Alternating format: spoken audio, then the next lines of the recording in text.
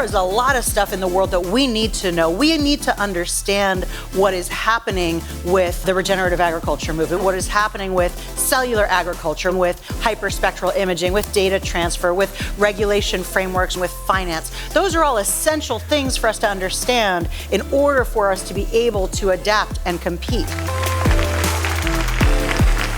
You will not only be inspired, but you will be challenged.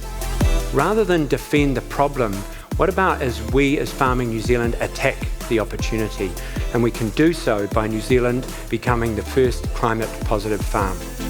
When we change how we look at things, the things that we look at change.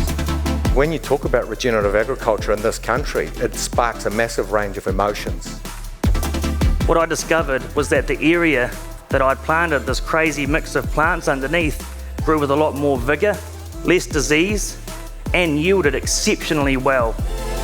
But where we are now, we are at a moral dilemma much more than an innovation dilemma.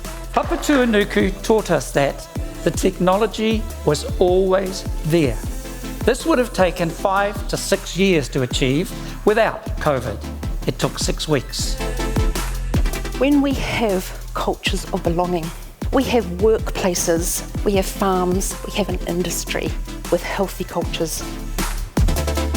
Over time, what happens is that I might start watching a signal, and some of them I've been watching maybe 4 or 5 years, and suddenly they turn into trends. We need to feed 9.7 billion people by 2050. We need to increase food production by 50%. We recognize we're not going to do that by farming on more land because we just don't have it. No longer is the sole focus of this industry on producing more with less for a growing population.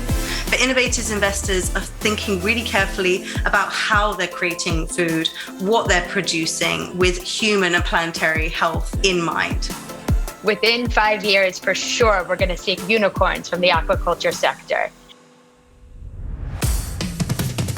Thank you so much to all of you for being here. Now is your time to go out there, talk to the other people who are here, make those connections, decide, commit to those actions, and come back and tell us all about it at Etipu 2022. I will see you next year. Love to you all.